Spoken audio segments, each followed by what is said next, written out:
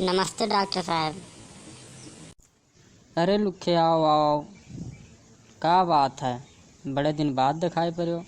कहाँ रहा था ये शायद दिखाई नहीं पड़ते हो। तेरे घरों गए रहन नहीं दिखाई पड़ो। भागो भागो, का वो भरो अपने लुखे पिछवा कहे देखो के भागत खड़ा हो? बा। कहूँ भूत वूत देख लियो का?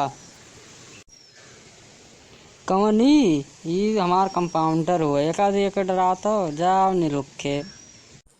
तो ये कंपाउंडर का करे राखे लागो? कौन काम करत है ये?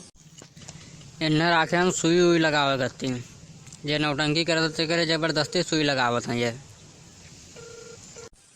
तो इन्हें कई रुपया महीना दिए बाटो बताओ? खाना दी थे 199 रुपया महीना वेतन दी थे। डॉक्टर साहब हमू के रख ले, सुई हुई लगाई। हमें 99 रुपया दे दियो, खाना दे दियो। ठीक है लुखे, तब ठीक है, रह जाओ आज से तुम। सुई हुई लगाओ। तार वेतन का आना है, महीना के का आना है, 32 तारीख का मिली। ठीक है। ठीक है डॉक्टर साहब, ठीक है।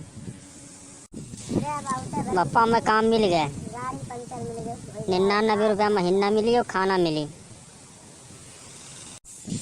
कहा तेरे कमो नहीं मिली, मिल गए काम। अब आज से ज्वाइन करे है।